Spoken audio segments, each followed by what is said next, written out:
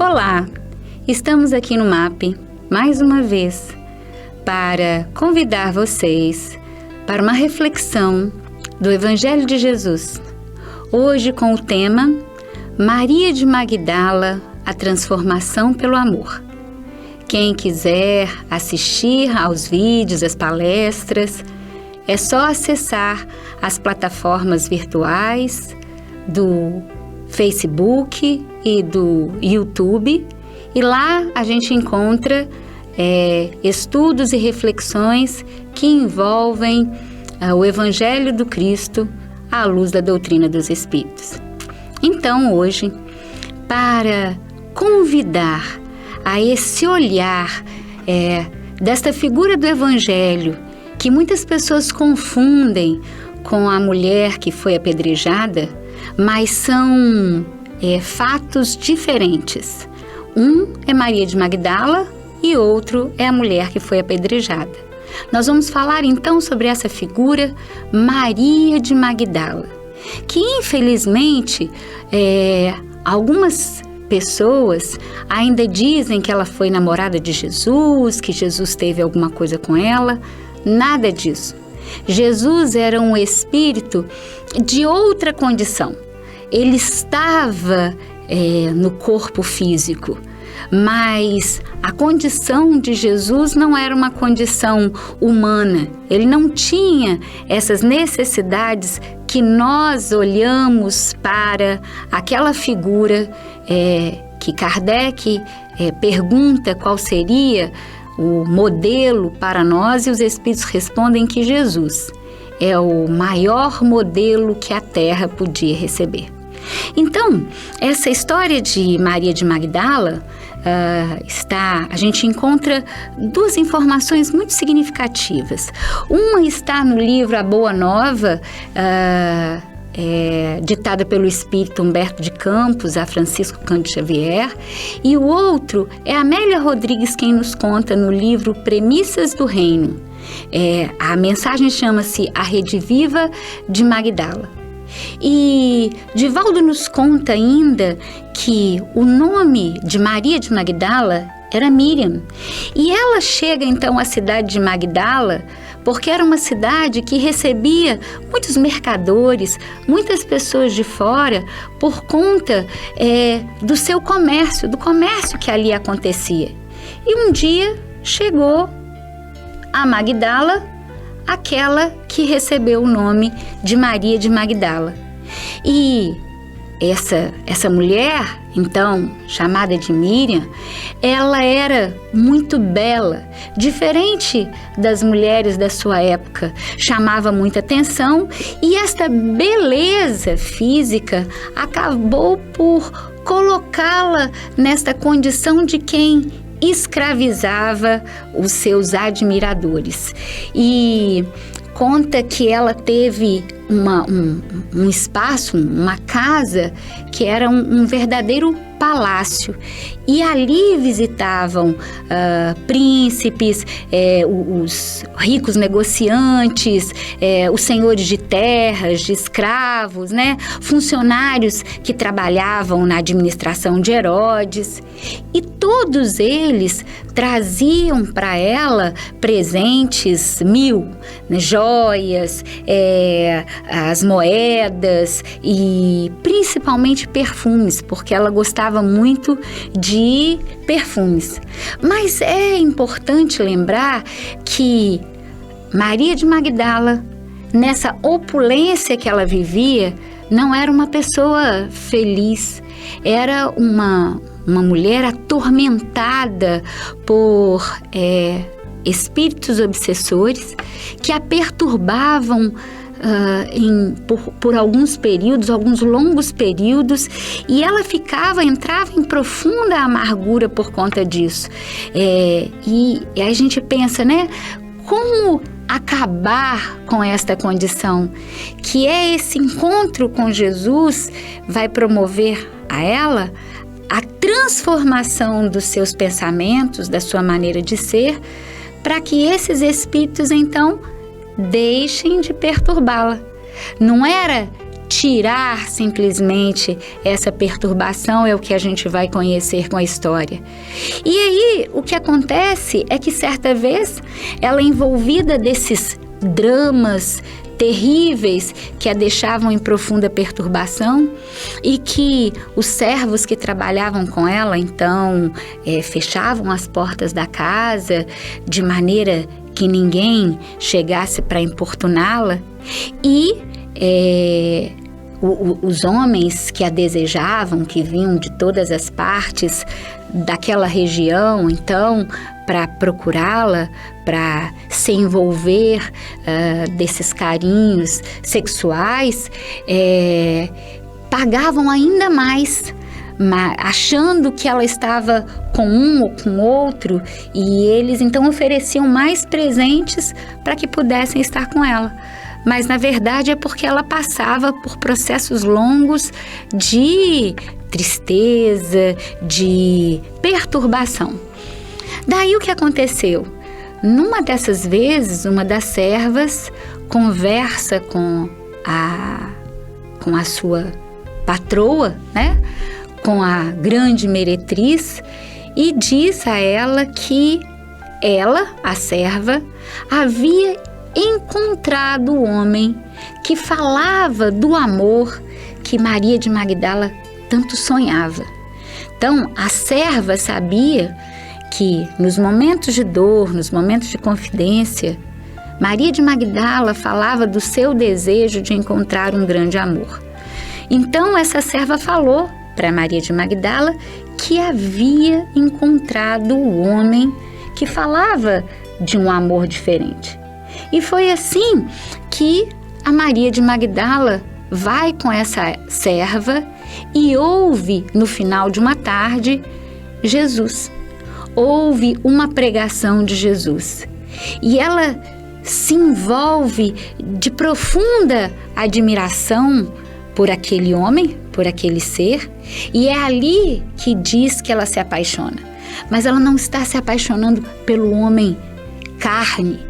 Ela se apaixona por uma mensagem nova que chegava e que ela nunca tinha ouvido. Ela sabia, ela sentiu um novo amor, né? Um amor diferente daquele que ela desejava. Ela queria encontrar um parceiro, um homem com quem ela pudesse casar. E Jesus falava de um amor que até hoje a gente não compreende. Então ela falava assim: que mensagem belíssima, que mensagem divina. E aí ela começa a pensar, enquanto ouve, né, na vida dela, o que havia sido tudo o que ela procurou. Ela vivia envolvida de uma alegria, mas era uma alegria momentânea. Dos momentos em que ela vivia ali envolvida das festas, mas acabava aqueles encontros, ela voltava a sentir o coração sequioso, desejoso de algo que ela não encontrava e não havia encontrado até então. E ela começa então a ter novos pensamentos a partir daquela mensagem bela que o mestre trazia. E aí ela pensa, né?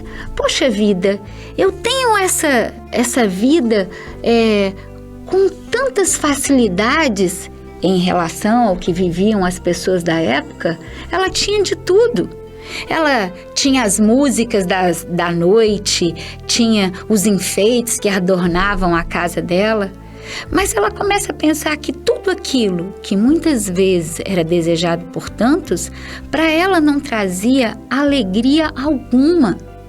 E aí, ouvindo aquela mensagem do Cristo e refletindo em tudo que havia sido a vida dela até aquele momento, ela começa a chorar muito, chora copiosamente, chora por um bom tempo, e aí começa a pensar naquele convite que fazia Jesus. Jesus convidava os homens e nos convida até hoje a uma vida nova.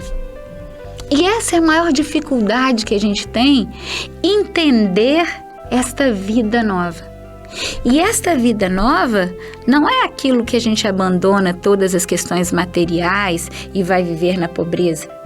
É uma vida nova do propósito, da fé, da certeza de que a terra é uma escola abençoada que nos recebe, a cada um de nós, com um propósito de aprendermos. E nesse processo de aprendizagem, uns passam por dificuldades maiores que as outras. Mas nós somos tomados ainda de uma certeza de que a justiça divina não nos permite uma única vida. Naquele momento, Maria de Magdala não sabia disso, né? Ainda não havia a certeza de várias vidas, mas sabia que havia uma vida além da vida material. E que essa vida, além da vida material, a vida do espírito, ela era conquistada fruto de doação, de um amor ao qual Cristo convidava e que ela ainda não tinha conhecido.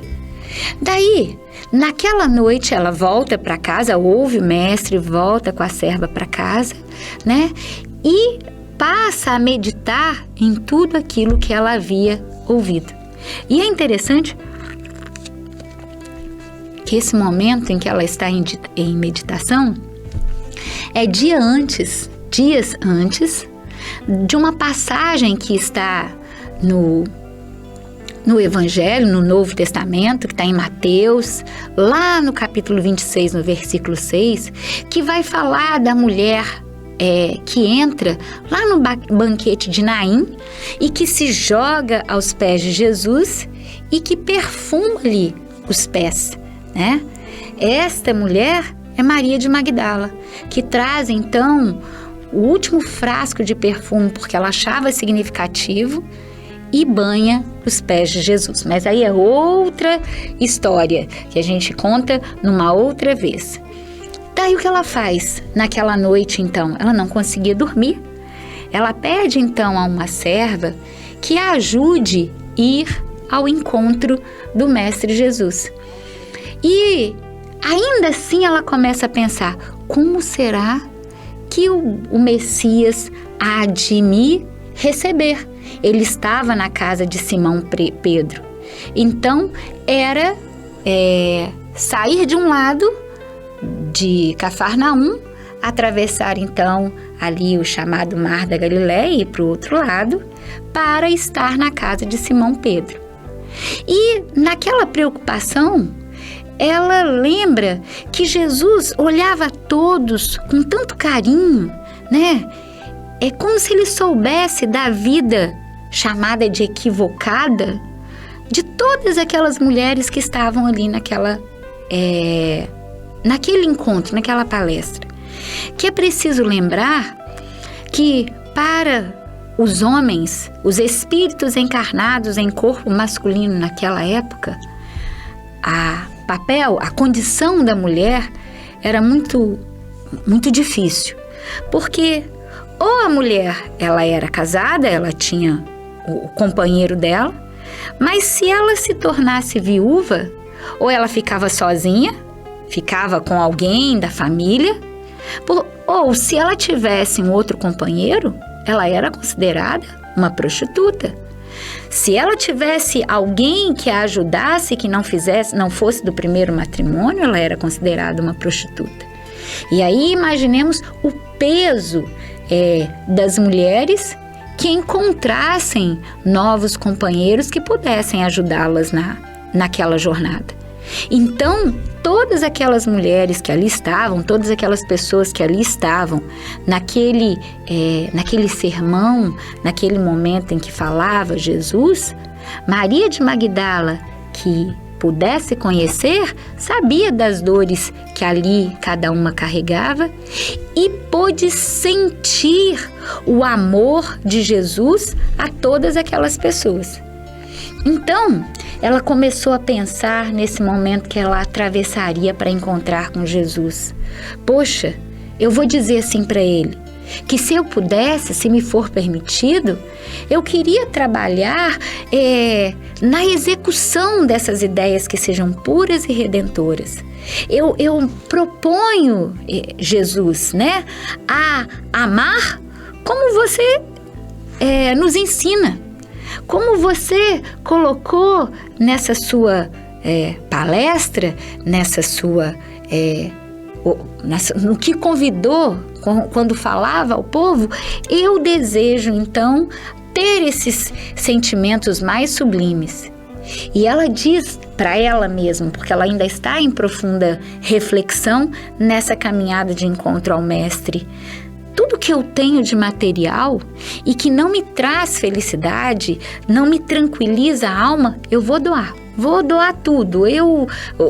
Que eram as joias, as flores raras, os presentes que ela ganhava, os perfumes que ela tanto gostava. E aí, envolvida desses pensamentos, é que ela encontra Jesus lá na casa de Simão Pedro.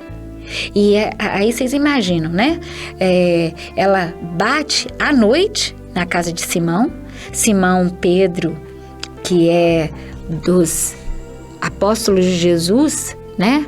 Aquele que mais representa a condição humana para mim, deve ter olhado atravessado para Maria de Magdala.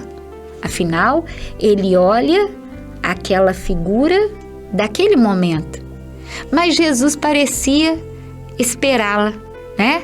Esse que é o governador da terra, que percebe cada um desses seus irmãos que estão sob sua responsabilidade, sente aquela alma de forma diferente e sim, é como se ele estivesse a esperá-la, porque sabia o que se passou naquela alma, naquele momento em que ela o ouviu.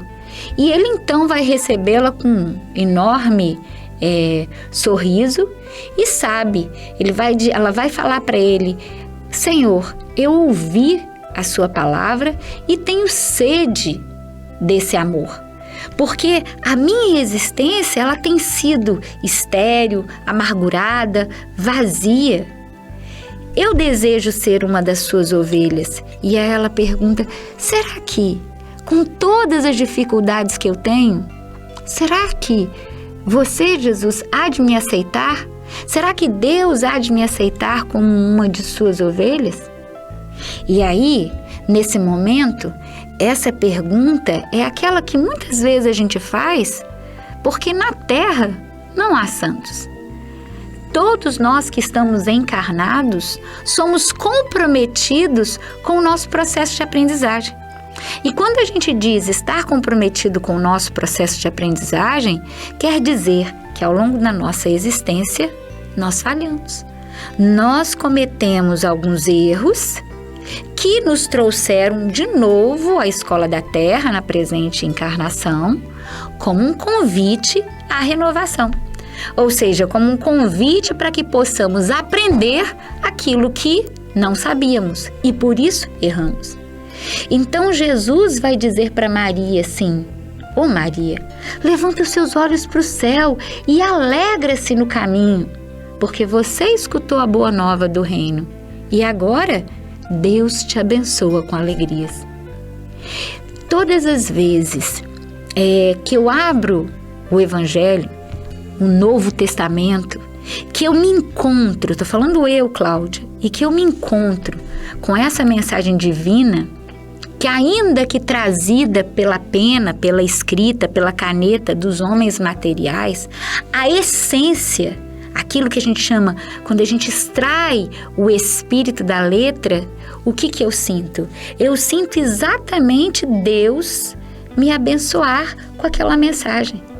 Então é o que a gente chama de mensagem consoladora. Quantas vezes me puxa a orelha, porque me mostra que eu estou envolvida ainda das minhas rebeldias, que eu estou envolvida ainda dos meus quereres, da minha arrogância, do meu orgulho, da minha imaturidade do ponto de vista espiritual, que quero que as coisas aconteçam da minha maneira, não tendo paciência para esperar aquilo que Deus me propõe como exercício de mudança de quem sou, mas abrir o Evangelho, abrir o Novo Testamento, é sentir a presença de Deus. Então é o que Jesus fala para Maria: Maria, levanta os teus olhos para o céu, né? Alegra-te, porque você escutou a boa nova, você conheceu. Então é quando a gente diz que o conhecimento, se eu o aceito, ele pode me libertar. Aí ele ainda diz assim: acaso poderias pensar que alguém no mundo estivesse condenado ao pecado eterno? Como? Se nós, na condição de pais terrenos, né, envolvidos da nossa pequeninez, a gente é capaz de dar um castigo a um filho por um tempo e falar assim: ó, você vai ficar aí 5 minutos para você pensar, ou então vai ficar sem o seu celular, ou não vai a uma festa de aniversário porque você não cumpriu aquilo que era combinado, e a gente dá uma nova chance. Como Deus permitiria que nós ficássemos então eternamente no inferno? Nunca mais tivéssemos a oportunidade de renovar, de fazer diferente aquilo que em determinado momento da nossa existência a gente tivesse errado. Então, ele vai dizer: onde é que estaria o amor de nosso Pai se não nos permitíssemos começar de novo, nos renovar? Muito bem. E ainda diz uma coisa: nunca vistes, Jesus dizendo, nunca vistes a primavera dar flores sobre uma casa em ruínas? Então, às vezes você vê um lugar feio, né? Acabado. E o que está ali? A renovação com flores que começam a brotar.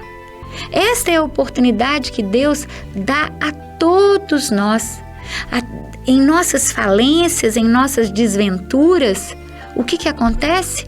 Constantemente as bênçãos de Deus vêm até nós, nos convidando à mudança. E essas bênçãos chegam na oportunidade que nós temos com as famílias, com os amigos, com os filhos, com o trabalho, com a doença, com a dor. Todos esses instrumentos são chamamentos de Deus quando nós nos envolvemos da fé e da certeza da presença de Deus em nossas vidas. São um chamamento para a renovação, para mudarmos a nossa maneira de encarar a vida. Hoje, passar por todo esse processo aí da pandemia, né, é um convite a todos nós para refletirmos como vivíamos a nossa vida, como vivemos a nossa vida. E qual é o convite de renovação? A essa mudança interna. Porque é comum a gente cobrar e querer mudanças dos outros, quando o verdadeiro propósito, objetivo e sentido da vida é a mudança e a renovação de todos nós. Nós não estamos encarnados para a morte do corpo físico, mas a morte é um processo natural da vida. E este encontro de Maria de Magdala com o Cristo é justamente essa condição em que ela teve de sentir um novo sol, né? Uma claridade que chegava para ela que estava envolvida em tantos dramas internos, numa vida aos olhos do mundo rica, envolvida de alegria, mas para ela era de profunda dor, de trevas, porque faltava um alento no coração. E quando Jesus lhe traz aquela mensagem nova, ela tem então aquele convite que nós conhecemos do Cristo: eu sou o caminho, a verdade, a vida, com letra maiúscula. Então, Jesus era um novo sol a iluminar-lhe a vida. E aí, ela agora, com aquela mensagem nova, poderia traçar um novo caminho para a vida dela. Então, quando Jesus diz assim, eu sou mais do que isso, né? Eu sou o caminho, a verdade e a vida. E que o amor, quando a gente ouve no Evangelho dizer que o amor cobre a multidão de pecados, esse é o amor de Deus. E a multidão de pecados, porque o pecado, na sua concepção, na sua etimologia, o pecado é o desconhecimento. Aquilo que você não sabe fazer, você faz errado, até que você aprenda para poder fazer a forma correta. Então, se Jesus é essa luz e vem trazer então uma nova maneira de viver a vida, de fazer as escolhas perante a vida, as nossas atitudes, o desenvolvimento das nossas virtudes na paciência, na resignação, na tolerância, na confiança em Deus, que essa confiança é diferente, é a fé, né?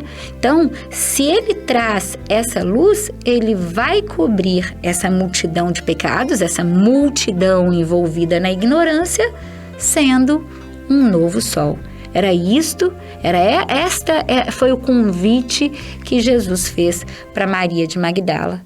E ela ouve tudo aquilo e ela pensa assim: nenhum homem tinha dito isso para mim. Nenhum homem humano havia dito isso para ela. E Jesus então fala desse novo amor. E aí ela vai confessar: mas Senhor, eu tenho sede de amor, eu tenho buscado amar. Mas o amor que a Maria de Magdala falava e imaginava querer encontrar era o amor de um companheiro, de um homem com o qual ela pudesse constituir uma família. E isso ela não havia encontrado. E Jesus vai dizer para ela: sim, Maria, a tua sede é real, mas esse desejo é sempre de ser amado, na verdade, né? Amar é outra coisa. E ela queria alguém que gostasse dela, alguém que a amasse para construir uma vida que ela imaginava. E Jesus está convidando a um outro tipo de amor. Aquele amor que ele vai chamar da porta estreita, né? Que é o de doação. E aquele que Francisco de Assis também nos convida, que é melhor amar que ser amado. Porque é dando que se recebe. Não é achar que porque eu vou ser gentil com o outro, que o outro há de ser gentil comigo. Mas quando eu faço, eu me liberto das amarras da dificuldade do outro. Se o outro deseja o mal, esse vai ser um problema dele. Eu estou me libertando dessas amarras que me prendem a esta condição da ignorância. Então, a porta ela é estreita. Por que ela é estreita? Porque é preciso que eu deixe, que eu largue tudo aquilo que me envolve ainda da condição mais material. Então, eu quero que as coisas sejam do meu jeito, que as pessoas pensem como eu penso, que as resoluções sejam a minha maneira, que as coisas que me cheguem do meu jeito. Quando o convite é: faça a sua parte. E o resto? O resto a Deus pertence. Isso parece pra gente muitas vezes uma utopia. Algo, como eu não vou lutar por aquilo que eu quero? Ninguém, em momento algum, Cristo fala que não é pra gente lutar por aquilo que a gente quer. Ele fala que continue lutando, mas tenha o seu olhar na certeza de que tudo aquilo que nos chega da melhor maneira possível, chega com o maior amor de Deus, chega como oportunidade de crescimento. Então, eu preciso fazer Viver a vida com paciência, com tolerância, vencendo as mágoas, envolvida do perdão. Essa é a minha parte. Ah, mas e se eu fazendo tudo isso ainda recebo desprezo, ainda recebo os maus tratos, ainda recebo aquilo que não vem da melhor forma como eu gostaria? Aí é um outro momento. Que é o momento da gente colher aquilo que se plantou. Nós estamos num novo plantio, porque a gente conhece uma mensagem nova. Uma mensagem nova. É um novo plantio. Mas a colheita ainda é do momento que eu não sabia. E aí, prejudiquei, dificultei a vida dos meus irmãos, criei problemas para o outro que agora se refletem na minha vida. Então, ainda assim, no encontro da Maria de Magdala, Jesus vai dizer para ela que quem verdadeiramente ama conhece a renúncia suprema de todos os bens do mundo. E, ao reconhecer a renúncia dos bens, não é ser pobre, não é ser um mendigo, não é ter a condição material de poder comprar o carro, viajar, a roupa. Não é esta a condição.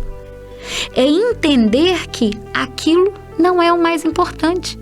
Se ora eu tenho, que eu use para viajar, para comprar minha roupa, para comprar o carro novo, a casa nova, o que eu quiser.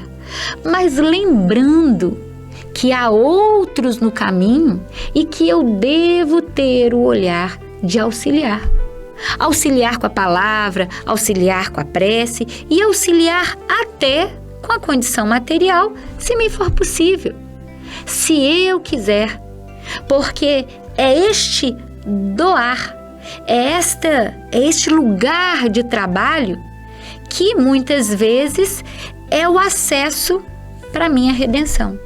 E que a gente escorrega, porque quando encontra, por exemplo, alguém no sinal, né?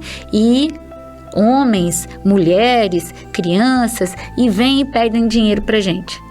Se a gente não quer dar, não tem problema. Ah, não acho certo criança no sinal, não vou dar o meu dinheirinho. Não tem problema. Agora, se der, não pense no que ele vai fazer. Se ele vai gastar, se ele vai usar para comprar droga, a bebida. Essa não é mais a nossa tarefa. A nossa tarefa é o que eu faço e o que eu estou pensando ao fazer a minha parte de doação. Eu senti que aquela criatura precisa do amparo e eu posso auxiliá-la com R$2, com R$10, com uma moedinha, com um sorriso, com um bom dia, eu faço o meu melhor. Da parte dele, deixa com ele. Ele vai se acertar com as escolhas que ele fizer, tal qual nós estamos nos acertando, nos ajustando com as escolhas que também nós fizemos. Daí, continua Jesus a dizer para Maria de Magdala: o amor sincero não exige satisfação passageira. E essa satisfação passageira, ela acaba logo no mundo. E aí Jesus convida a Maria de Magdala como convida a todos nós. Trabalha sempre, Maria, sem amargura e sem ambição. E com a alegria desse sacrifício. O sacrifício não é de fazer pelo outro. O sacrifício é de você estar vencendo quem você é. Aquela dificuldade que a gente tem às vezes de aceitar a maneira de ser do outro. Qual é o sacrifício?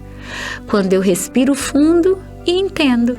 Esta é a maneira de ser do outro. Ainda que eu não goste, ainda que eu pense diferente, eu entendo. Esta é a maneira do outro ser. Este é o meu sacrifício. Não é o sacrifício, eu tenho que dar, eu tenho que fazer. Não. O sacrifício é esse processo de mudança que está em mim, que exige trabalho, que exige esforço de ter um hábito e passar a ter outro. E diz ainda Jesus: só o amor que renuncia sabe caminhar para a vida suprema. E eu não sei se vocês sabem, no livro A Boa Nova, então, Humberto de Campos vai contar pra gente que a Maria de Magdala, ela tem essa conversa então com o Cristo, né? Ela vai voltar para casa, ela vai, depois que tem essa conversa, doar tudo que ela tem de material. Tudo que ela tinha, a casa, ela acaba então com a casa da meretriz. Ela some a partir de então, doa tudo e mantém-se com um vidrinho, que é nesse banquete de Naim, que ela vai então lavar os pés de Jesus Cristo. E a partir de então, ela vai viver uma vida seguindo Jesus, junto com as mulheres da época. Mas o que acontece depois, logo depois? Uma semana depois daquela conversa com Jesus, de Maria de Magdala com Jesus, ele é crucificado, né? E ela se sente abalada, porque aquele amor que ela havia encontrado, que era aquilo que ela tanto desejava, se perde. E agora, como é que vai fazer? E ela então começou a acompanhar a Maria e as outras mulheres, Joana de Cusa, e as outras mulheres que seguiam a Jesus. E depois que Jesus desencarnou, ela pediu para acompanhar Pedro ali, mas Pedro falou assim: não dou conta não. Se você estiver conosco, você é a meretriz. Ela já era outra, mas carregava no semblante a história de ser a meretriz. E estando então sentindo assim sozinha, porque aquela mulher que um dia materialmente tinha tudo, passa a ser aquela que vai trabalhar para outras mulheres, vai se entregar agora a uma vida de simplicidade. Mas um dia chega ali a Cafarnaum um grupo de leprosos e ela vai se encontrar com eles. E esse grupo de leprosos chega procurando Jesus. Eles queriam ouvir Jesus e, quem sabe, poderem ser curados pelo Cristo. Maria de Magdala, então, fala: vocês chegaram aí uma semana com atraso, ele foi crucificado. Vocês imaginem a dor de todos aqueles que vêm caminhando, porque era difícil para os leprosos, eles tinham que se esconder das pessoas por conta da doença. E Maria de Magdala então começa a contar para eles sente essa necessidade, começa a contar para eles o que ela tinha vivido com Jesus, pelo pouco tempo que ela tinha ouvido de Jesus, a mensagem de Jesus. E ao contar, essas pessoas são alentadas, elas se sentem envolvidas da ambiência do Cristo. Mas eis que chega a hora, né, há um momento em que elas não podem estar ali naquele entorno da cidade e tem que seguir para o Vale dos Leprosos. E Maria de Magdala fala assim: e eu? Vou fazer o quê? Não tinha um pouso certo, não tinha o que fazer, e ela segue com eles. E vai viver no Vale dos Leprosos pelo resto da vida dela.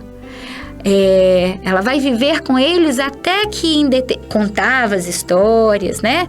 Eram envolvidos na leitura, nas reflexões ao final das tardes, e muitos anos se passam até que ela começa a sentir na própria pele chegar manchas roxeadas.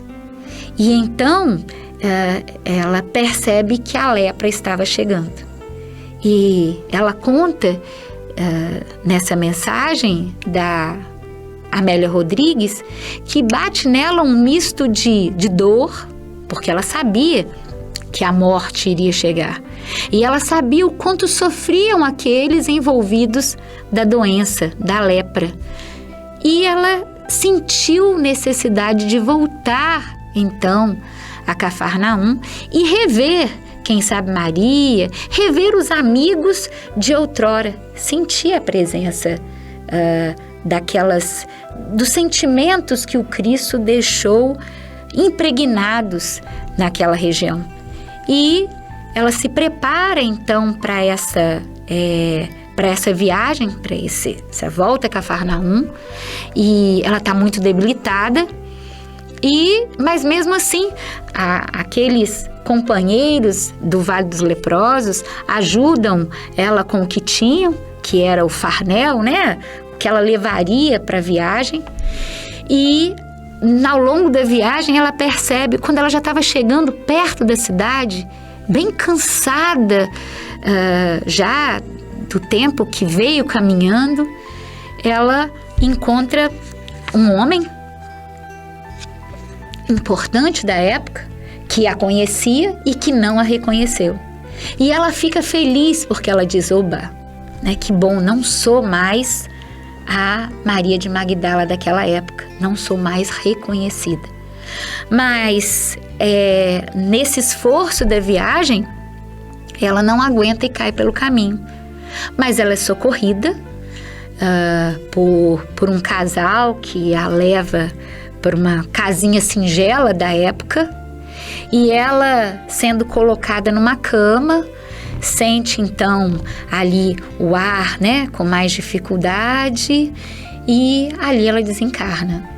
E ela desencarna sentindo ali a presença do Cristo.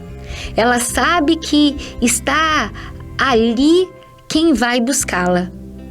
E ela vai ouvir assim: sente-se sobre as árvores de Cafarnaum.